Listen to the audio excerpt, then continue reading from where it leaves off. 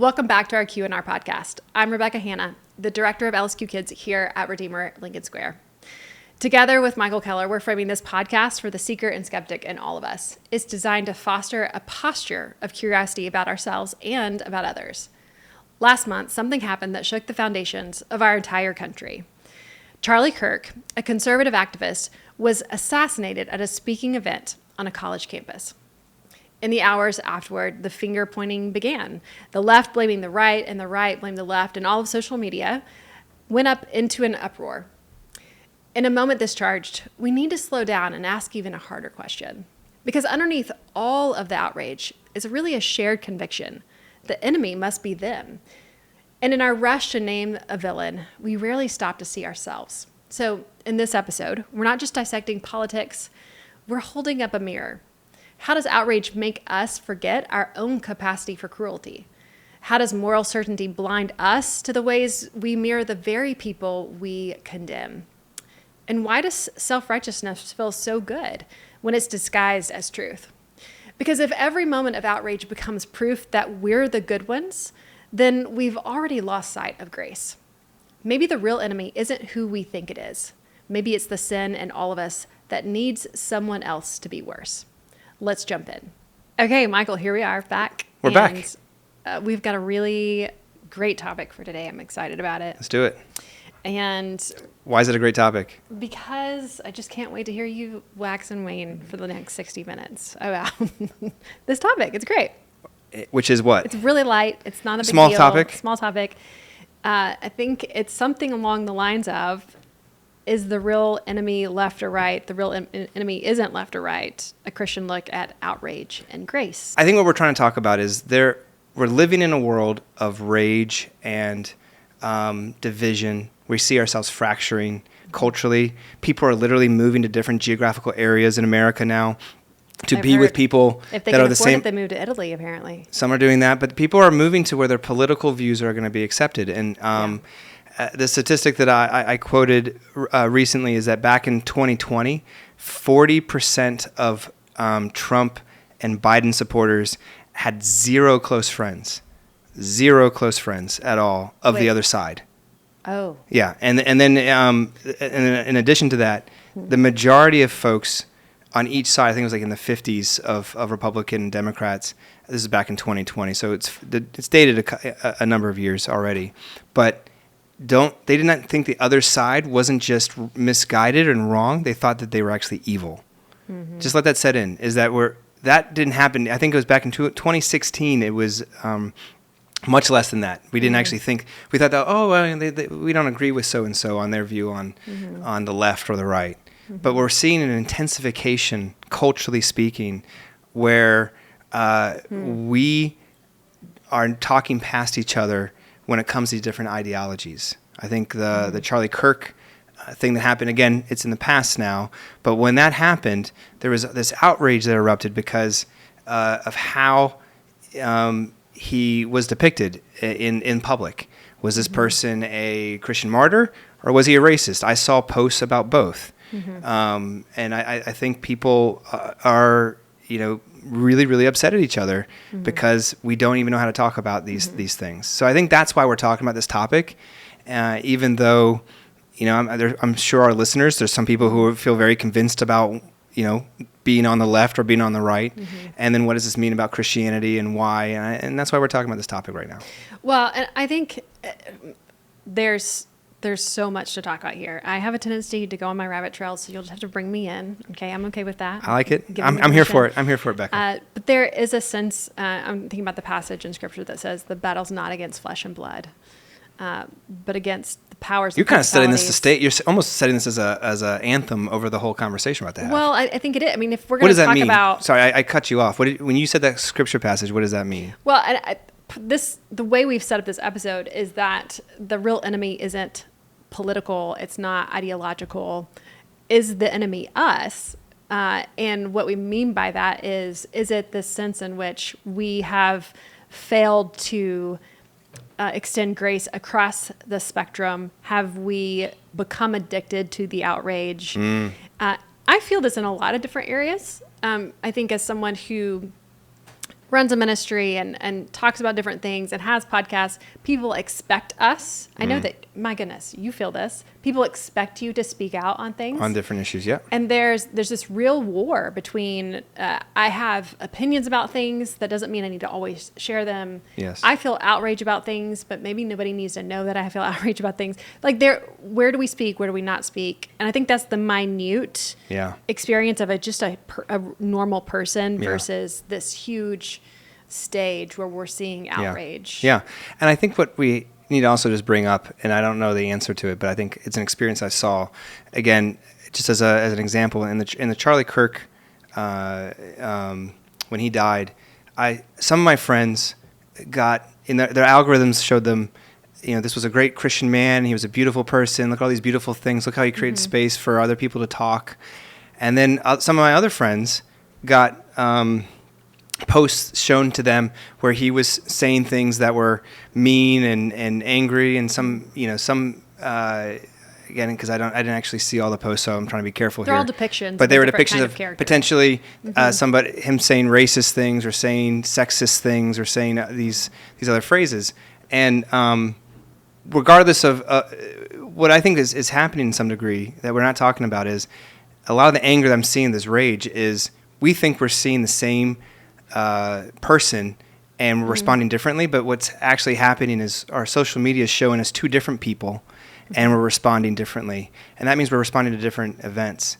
I don't think that's all of it, but I think we can't undersell part of the problem that we have is that we're in these sort of siloed spaces that who we're hearing from is depicting things, and our algorithms want us to actually like what we see, and so it knows who we are, and it's showing us only the aspect of what we want to see versus the full depiction of who a person is. And I know for my own self, when I look at myself, I know I'm a lot of different things. I'm not only this side of Michael or that side of Michael. So you would hope. And I don't know. Listen, I don't know who Charlie Kirk fully is. I can't, because I never met him. I don't know all these. Hardly is probably. Yeah. So and take this to any. We can expand this to other things. Is I think in a world of outrage, part of our problem is we think we actually have a lot more information than we really do. Yeah. And that's just, we can move on, but I think that just needs to be said. Yeah, I think culturally, outrage has really become the language of belonging. If I am outraged, then I have a group of people to belong to. Yeah. And that's just the antithesis of how Jesus operated. He's told us to love our enemies. Yeah. And he told us to,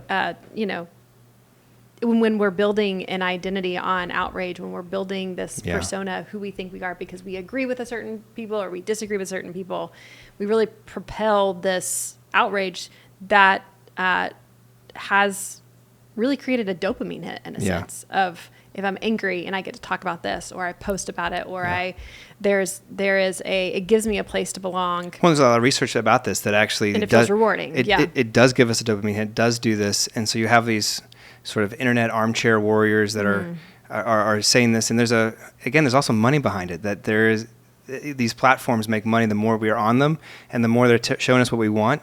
I was talking to a friend recently, and he was like, it's funny how when I'm on my social media, it never shows me a view that I don't like and makes me question that. It's always somebody else's view. It's a view that if it is a view that I don't like, it's to poke fun at that or say, look how wrong that they are.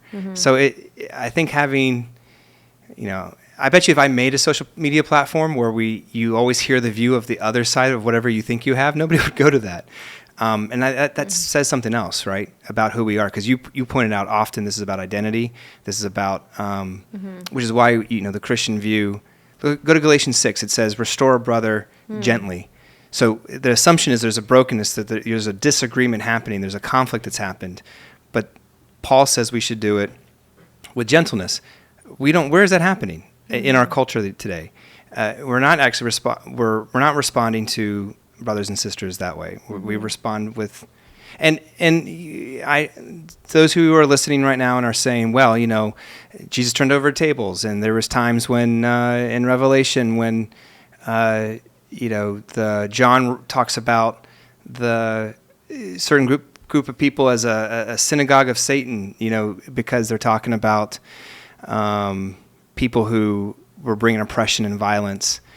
yes, there's times when you need to be able to call out, injustice. But I think that's where we struggle, is that everybody's calling out everybody else and saying, I'm the victim and you're doing the injustice. And I think where we're stuck is, how is it possible everybody's doing injustice to everybody? Maybe it's either everybody's doing it, or maybe we're saying everybody's doing something and it's not really happening. We just like to say it. So, and it's the truth's in there somewhere, but that's what the world that we're in right now. Mm-hmm. I'm kind of smiling because what? Yeah, what? Because earlier you were like, you're always going to say we're all bad, and in my mind I'm like, yeah, we are all doing injustice somewhere. But you got to, for those who are not Christians, you got to give a little bit of apologetics behind what you mean when you say that. Yes, what I mean, I think. And part of it's where I'm coming from, right? In the counseling world, in a ministry world where we're with people and doing life with people and working through things with people all the time, right? Everything I do is very relationship centered. Right. There's just, everyone fails. Like no one is perfect. No one's getting everything right. And I think that's where stepping into this, and it has everything to do with this conversation, because I know that when I hear a story from someone, right? If you tell me a story, I know that that's just one aspect of the story. Right. You already know that because you know that's only one part. I only know, yeah. And it's not that you're trying to do an injustice to the story. It's just that you're one person. Right. And so it's not even that you're getting it wrong because you're trying to get it wrong and you're stupid. Right. You're just giving me a part story. of it. Right. And so I think I automatically walk into these conversations going, it's not that I disbelieve somebody, and it's not that I think they're trying to do an injustice. It's that we can all only hold so much information and have such a minute, small perspective, which means I cannot know everything, which means you cannot know everything. But this is where, for those who are listening, you say, well, that's a terrible way to look at everybody, because I think there's so much freedom in it. There's so much freedom there. And that's where I was going to go, is that when you realize that everybody only has part of the truth, when you realize that even you do, when you realize that we only have part of it, it actually helps us slow down our accusations, our cancel culture mentality, because this is Miroslav Volf in his book, Exclusion and Embrace, has this great section where he says the problem where injustice continues is when we exclude the other outside the circle of humanity, where we basically say, how dare you do this? I can't believe you did this.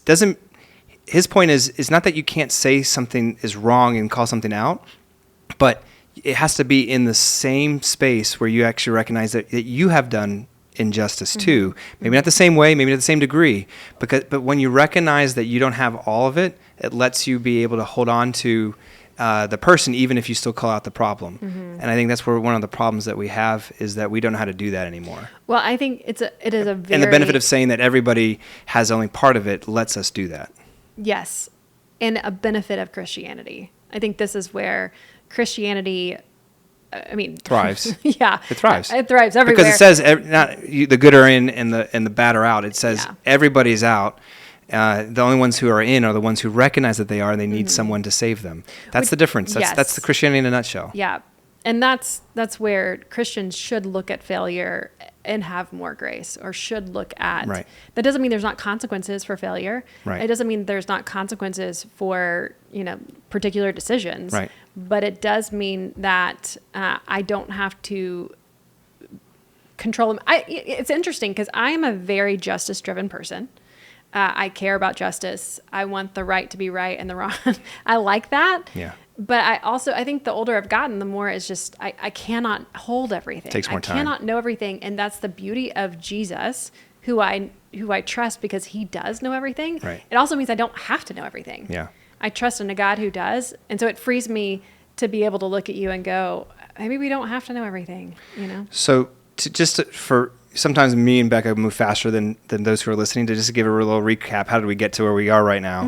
We were talking about this culture of outrage and that we live in. The algorithms aren't helping us. We have these ideologies, both left and right, that are there. We use some examples of what's happening, and how do we, as Christians, move through a world like this? And we went to, both Becca and I, that we have to have some sense of knowing that we don't know, some sense of knowing that we don't have it all put together. And the Christian view says in Romans 3, all have sinned and fall short of the glory of God.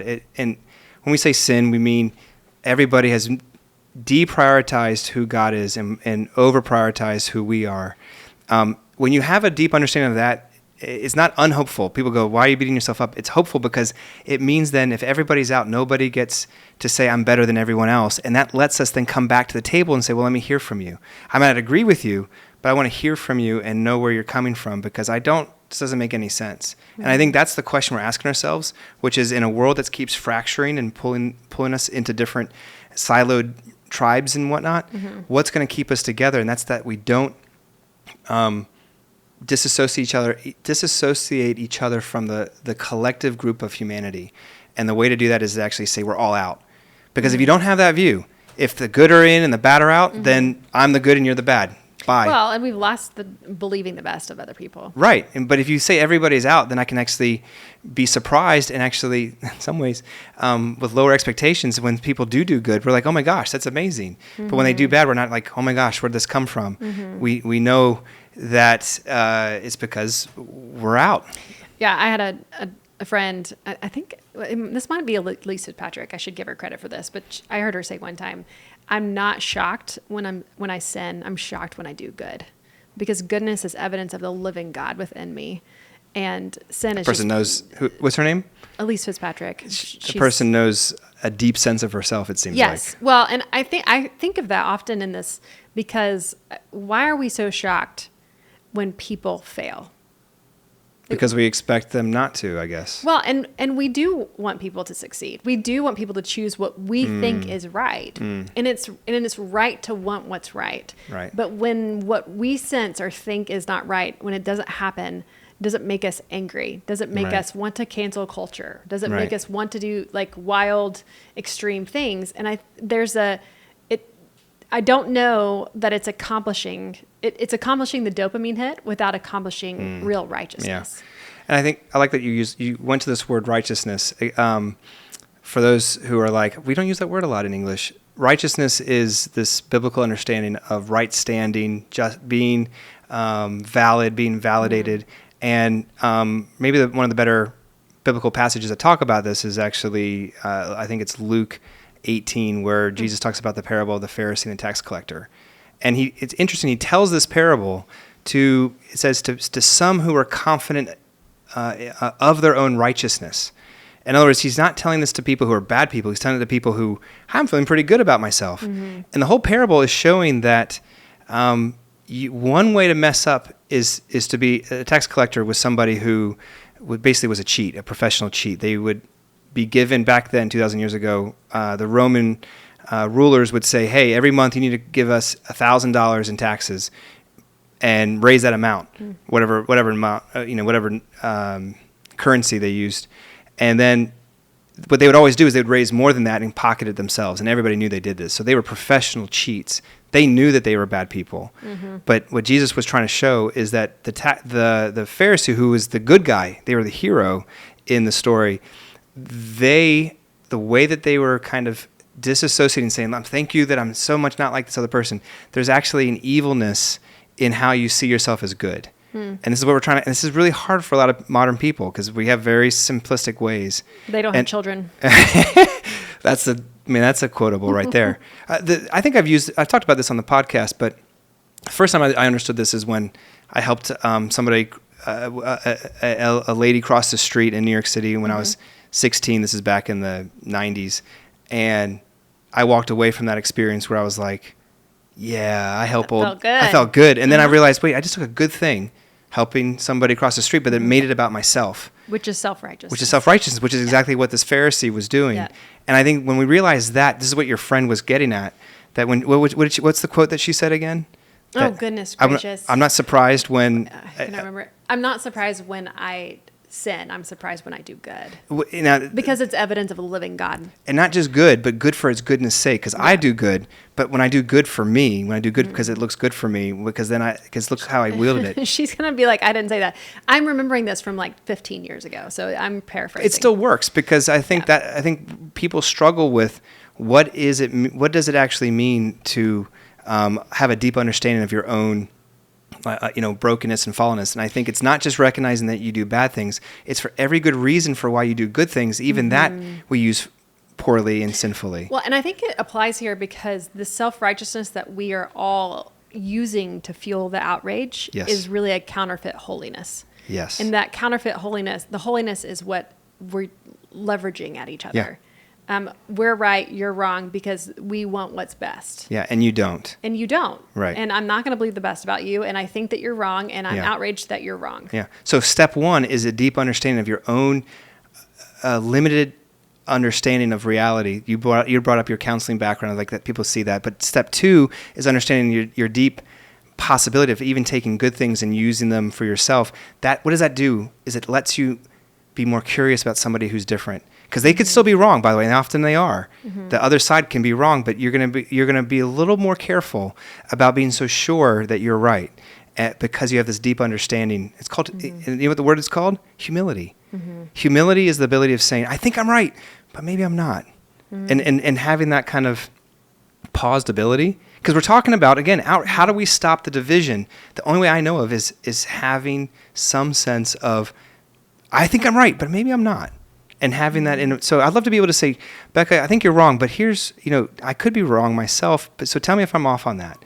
That's not what we're doing online. Mm-hmm. That takes nuance and a deep understanding of your own self, and then curiosity. Dare I say it takes embodied presence. It does take embodied presence, which you brought up in other episodes. A lot, yeah. Yeah, but I think this is where we need to go, because I think the parable of the Pharisee and the tax collector show us. I think lived experience shows us, but I think this is where the rubber meets the road. If we're going to be able to do this, if you're asking yourself right now, how am I going to go hang out with my, in-laws who I disagree politically over Thanksgiving? Mm-hmm. If you're saying, how am I going to actually live with that coworker who's always needling me on this political view, even if you disagree with them, how am I going to actually not fracture and push myself away from this? You need these ingredients first. Yes, and in a real practical sense, I think we need to answer, what do I do then when I feel angry? And what do you do? Well, and we should. So, sin produces death. We know that in a. Very simple. I know you really want me to unpack that, but it's a lot. Death. All death comes from the brokenness of the fall, right? And sin enters elevating the world. who we are versus de-elevating who God is. I'm going somewhere with this, I promise. I gotcha. But and death produces misery. And so when we encounter sin and suffering, it makes sense that our response is both sadness and anger, right? We should be angry at things that are not right. Yes. But we are not ever perfectly angry. No. There's only one who really has the right to turn over tables. That doesn't mean that I don't look at you and go, hey, Mike, that was wrong. Right. And here's why that was wrong. And but I can do that with humility because I also know that I'm not any better than you. Yeah. And I can believe the best. But I think that's good. In this context, understanding that Scripture says more than one time that a soft answer turns away wrath. Yeah. And we don't want to believe that because a soft answer doesn't feel as good as wrath. Say that one more time. A soft answer turns away wrath. Turns away wrath. Oh my gosh. There's a lot going on there too. There's a lot going on there. And that is useful whether I'm parenting my kids, whether I'm walking on the street, whether I'm driving my car, or whether I'm in a leadership conversation with you, or whether I'm watching the news at night. So can I ask a question? I don't want to take us too far off, but I look online and I see people say, well, that's not masculine. Men are, that sounds like, what's the word? I see this online on Twitter. Maybe Twitter's not the place I should always go, but Twitter says that's a feminized way to look at life, that a soft answer turns away. Now, of course, you're like, but that's the Bible. The Bible. I'm not saying that. The Bible's saying that. So to all the people who listen online and say, hey, you need to respond with fire. We need to punch them in the mouth, or we need to. What do you do with all those passages that literally say that? I mean, I think that's a really great point, Becca. But I was just listening with maybe some of our listeners are like, yeah, but what about the other side? When do we turn over the tables? When do we, respond? I hate when people use that as an example. I know it takes it completely out of context. It does. You're not Jesus. There's another half to that verse. A soft answer turns away wrath, but a harsh word stirs up anger. And I'm also thinking about, James 1. It talks about being quick to listen and slow to speak. Yeah. And that human anger does not produce the righteousness of God. I have these memorized because we quote them in our house all of the time. Because it's needed. Yeah, because it's needed. Because there's no one who can make me angry faster than my own flesh and blood. Yeah. And to become more and more like Jesus, to become more and more good or right or whatever you want to call that, I need to put off sinful anger and put on what's good and right and true. That's good. And to say that I'm the one who determines what's good and right and true is not actually righteous. It's self-righteous. It's the opposite of humility. Right. And that's what we've been given the platform with social media to do on a really big scale. Yeah. So that leads us to, I think, the next section of this conversation, which is, all right, thank you so much. I now know I need to keep people inside the view of commonality. I need to be more careful. I need to understand my own sin. I need to be curious. But now, how do we live in this world where there's all these different ideologies? And if you just humor me for a second, I did some research recently on... You did research? I did research. I did research on some of the great ideologies that we're all swimming in, that you might not quite be able to actually call and say it directly, but I think it's there. There was a professor, teacher, Ronald Niebuhr, back in the 1930s, right before World War II happened. He wrote. Okay. He actually did a talk for leaders in 1937, trying to list out some of the main ideologies and views that we're all swimming in here in America. And these are his definitions, but I think they're really helpful. Okay.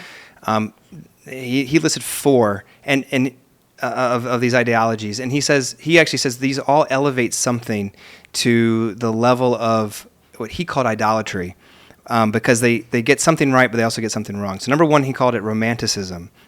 It makes an idol out of the individual. Number 2 is rationalism, which makes an idol. That's exactly what I was talking about earlier. It's amazing how he already saw this back in the 30s, and yet this feels like there's just been an intensification. These are still around and going on. Number 2 is rationalism, which makes an idol out of science and technology. So if the first idol of individualism says, hey, if you just get to you do you, follow your heart, do what feels right, self-expression, it elevates the individual and says this is the most important thing. Rationalism elevates this idea of science and technology, which was in another podcast we just talked about, and says, hey, this is the most important thing as our savior. The third one is nationalism. Nationalism makes an idol out of race and nation and people group. It basically says allegiance to your insider people will save us against the outsider. And then number 4 is socialism, which makes an idol out of the state and identity politics. It basically says that all power is, it's the powerful versus the powerless, and we need to disempower the powerful and empower the powerless, and everything is based on systemic issues and not individual choices. And what Niebuhr goes on and says, he says, listen, there's actually truth in each one of these, that the individual does matter, that science and technology are great gifts, that the nation and love for your nation and your own people is a good thing, is natural, and that there are systematic issues. But he says the problem is when you elevate them and say this is I'm going to view all of reality through this prism, that's when things break. And what's fascinating is maybe just 50 years ago you had conservatives and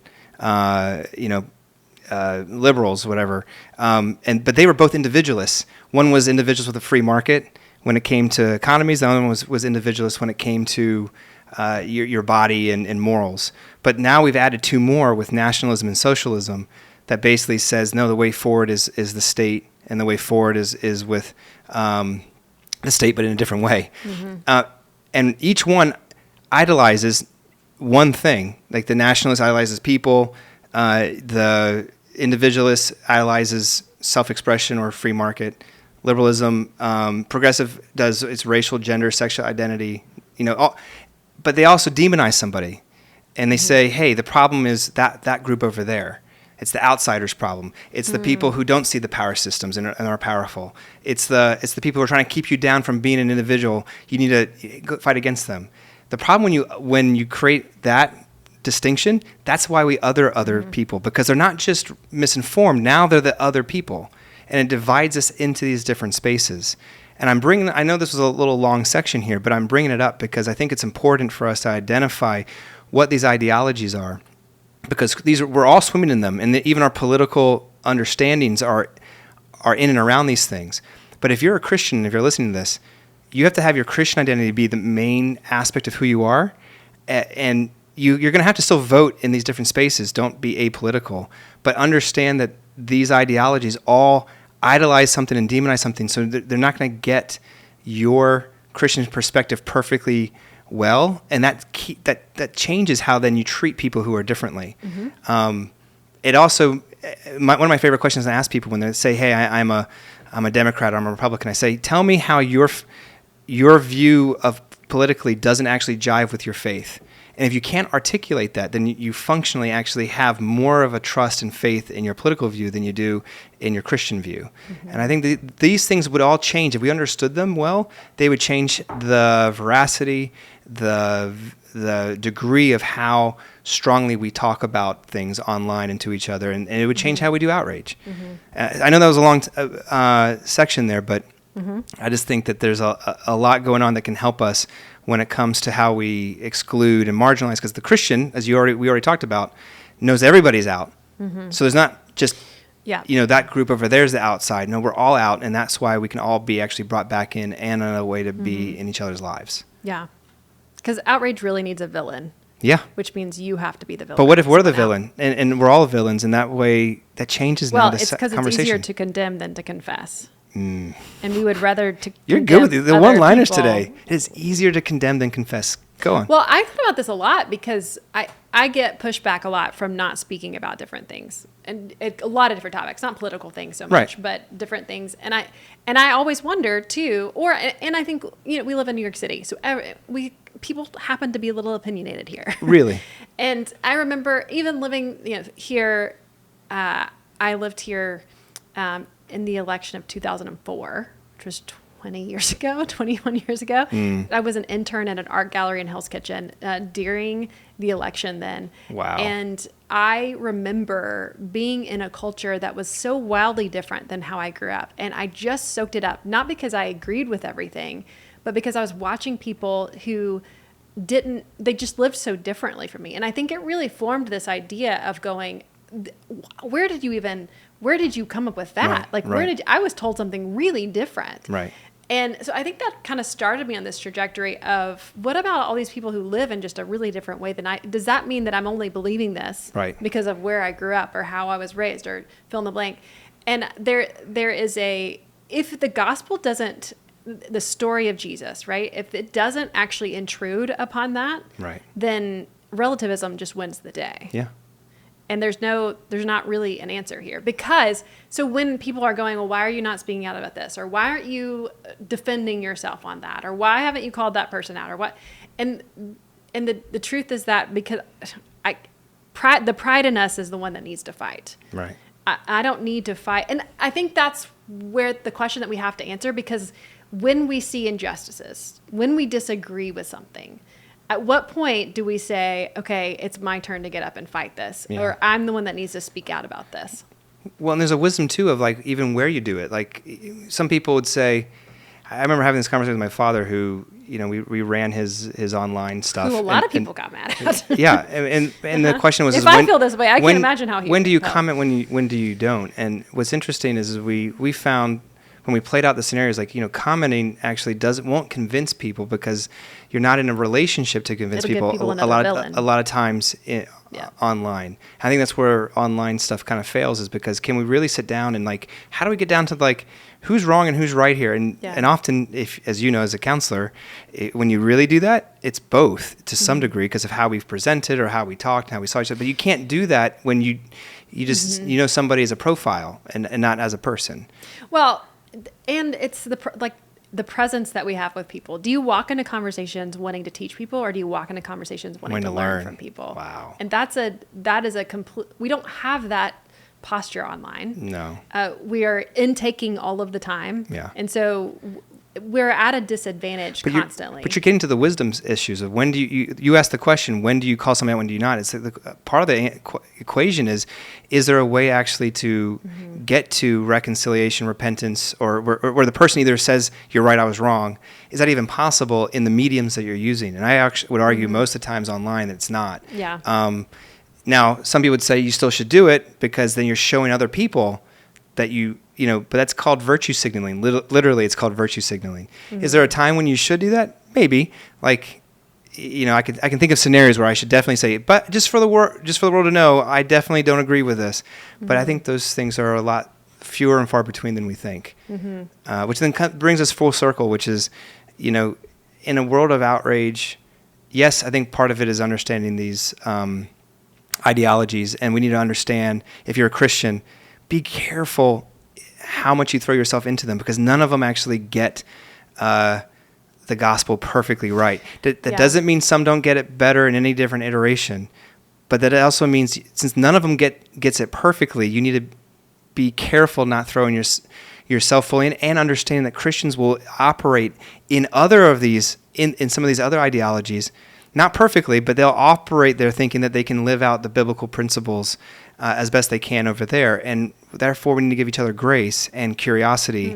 And again, am I really, I love what you said earlier. Am I out here to tell you you just said it much better than I'm about to. Teach versus learn. That's it. Yeah. Am I out here to teach? Am I out here to learn? And sometimes we do need to teach, but you should only do that after you've learned if somebody needs to be taught and how to do it. Well, and that's why I think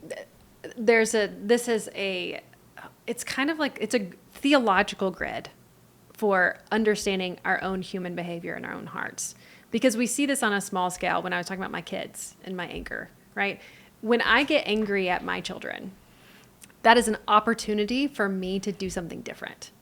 It's an opportunity to express grace. It's an opportunity for me to know the gospel more. It's an opportunity for me to look at my own heart and go, what are you really angry about right now? Are you angry because... But we don't normally do that, right? When I'm angry at my child, I'm angry at my child. I'm not thinking about myself. Depends on where you are, right? Yeah, Can I slow down enough to go, I'm not getting what I want in this moment because this 3-year-old is not doing what I want when I want it and how I want it. Wow. Which is ridiculous. Or am I angry because there's a beautiful, huge, amazing God, and this is sin and brokenness, and it's evidence in my life? No, I'm not doing that. I want what I want when I want it the way that I want it. And so I'm ticked off when I don't get it. And that outrage really breeds this, all of the different things that we're talking about. But what it doesn't breed, we end up weaponizing it. Right? And we want to leverage it against other people. Well, which then I think gets down to kind of wrap things up. I think this is such big topics. People are going to ask questions like, well, what role can I have? Like, what do I need to do? And I think the problem is you can only... Which is a good question to ask. It's the right question. You can't control how other people respond. You can control how you do. And so I like to always ask, am I building a community that we're more known for our repentance than being right? Well... But I can only focus on like my aspect of it. What were you going to say? I mean, I think even a step back, like, why is it that you think you're the person people need to hear from? I mean, you're saying that's step one. Yeah. Like, is it you that people need to hear from? Right. And maybe it is. Sometimes it is. As a parent with children, yes, it is. Right. And that sphere of influence has gotten too big for most people, most everybody, because of what technology has done. Because everybody has a platform now. Well, yeah, you want to have a platform, make your handle or whatever it's called, and you get on and you can say what you control. That's the whole trolling thing, right? Yeah. You control and say whatever you want to say, and all of a sudden you have a platform.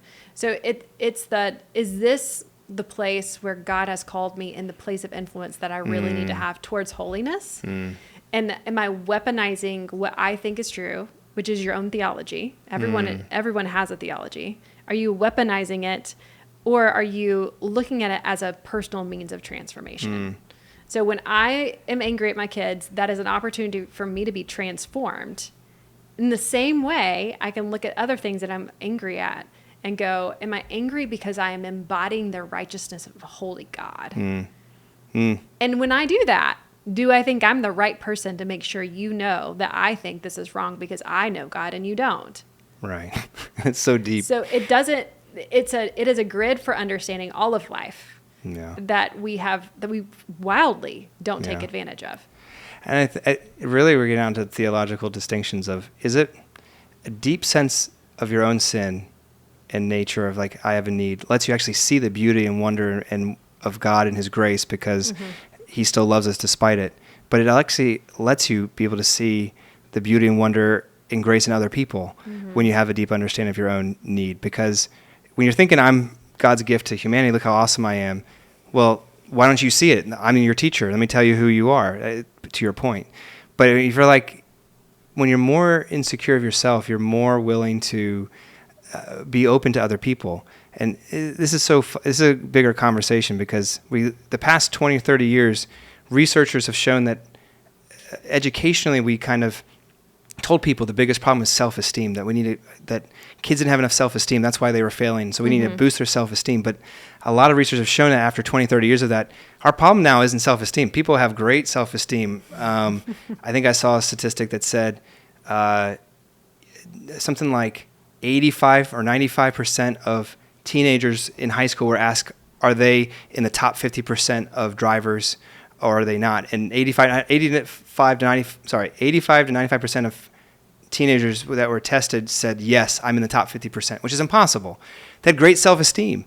But I am awesome. Right. But there's a very fine line between self-esteem and self-righteousness. There's a very fine line between I feel good about myself and I like, which we want people to have proper self-esteem, but your self-esteem is about identity now. And this are you getting it out of his love for you, or what you do in the world? We would call that confidence in Christ. Right. And so I think that's how we would kind of put our head around this whole kind of conversation, which is you can only be responsible for you. And the question is are you having the right perspective of who you are first? And when you start having that, then you can go out and say, here's my perspective out in the world. But you will change how you talk out in the world when you first do the introspection in light of Christ, in light of what it means to be in union with him. And I think, too, it must be noted that running off of outrage is us playing God. What do you mean? That's a big statement. What do you mean by that? Yeah, that we are the perfect judge. Right, and if you look at 2 Peter... I don't think I'm the perfect judge. I think I'm better. I think I just know these people are dumb and wrong. That's what we're doing. They're dumb and wrong, and I know what's right, and you don't. Yeah. You're so dumb, you don't even know what's right. My dad told me once the bad evangelism is, hi, I'm right and you're wrong, and I want to tell you about it. That's so brilliant. Because nobody's going to be convinced that way. That's terrible evangelism. Hi, I'm right, you're wrong, let me tell you about it. Which is calling out versus calling in. It's that let me show you everything you're doing wrong instead of inviting you into relationship with this Jesus. And if you look at Jesus, most of his models is actually creating questions. He asked something like hundreds of questions if you take all the 4 Gospels, because he was inviting people into a conversation. Instead of telling them. Yeah. He knew that they were in the wrong. But very few, if you look at, just do an analysis of it, very few times does he just say, you're wrong. He asks a question in a way for people to discover that they are. And there's something, because that's how the human heart needs. That's what we need. I'm laughing because I'm thinking about the other night. We were at dinner and I had been frustrated with my children. No shocker, I'm confessing here. But I had taken them out after, this is 2 of the 3 of them, and had given them a series of questions. Do you remember this? Yeah, I remember what I told you too. But I was trying to get them to logically come to a conclusion. But one of the questions I asked them was, how do you think other people experience you? Yeah. And as adults, if we could really ask ourselves that before, which is what you're talking about. Because as you're talking about Jesus, I'm thinking, if Jesus was in the room with us, how would we experience him? Yeah. Would we experience his outrage, or would we experience grace beyond anything we can possibly understand? Right. That doesn't mean he wasn't 100% truth, because he was. So, and to think that we can do that perfectly, to think that we're in the right to be the ones to, I get a little excited about it, because we're not the ones to tell, to be able to figure it out. What you're trying to say is, if Jesus was perfect truth and perfect love, and we're always supposed to do truth and love together, we just have a really bad way of knowing how to do that. Because we think if you're all love, then you don't say truth. And we're all truth, then you don't do love. And we don't know how. I mean, this is a whole other conversation, but I think this is the essence of the Christian life is, if Jesus is perfect truth and love, how do we do that ourselves? And I think we start with the truth of ourselves and our need, but then we can actually, when we feel the love that he's given us, then we can go out and speak truth and love to others, which is all these things. And it's not a mushiness. Like No. it's not a watering down of the gospel. It's not a watering down of what's actually true. No.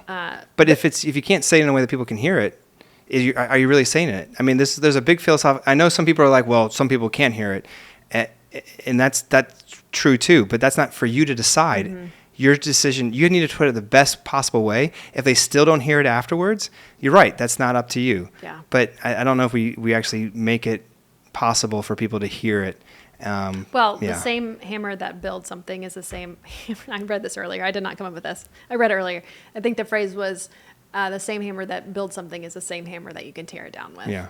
And that's the goodness and the theological truth of that. We didn't solve this problem, Becca, but I don't remember what we were supposed to be talking about. But it was a joy to talk about, like that we have this cultural place where people are dividing. We know the resources are found in Christianity to be able to have this introspection and ability to look at ourselves, but then to be able to speak out in the world and do it in a way that hopefully brings more reconciliation than more division and brokenness. And I think we need, as we end, I think it's important to note that, and not in a platitude sense, but the way that we love other people is by trusting God.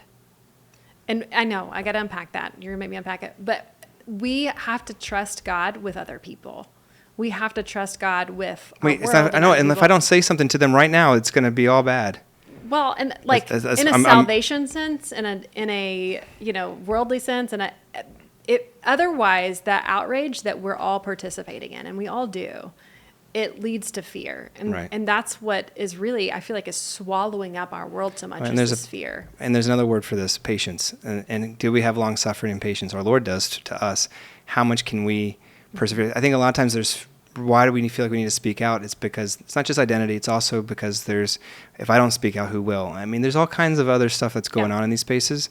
And again, our Christian faith gives us the resources to persevere and handle in these spaces. Mm-hmm. So a lot being said, Becca, I appreciate your perspective and your wisdom on this. Again, we never do our podcasts topics because we're going to solve it, but I think the dialogue and the back and forth is helpful, and hopefully those who are listening have enjoyed it as well. I know I have. I hope they meet us with grace instead of outrage. Hey, touche.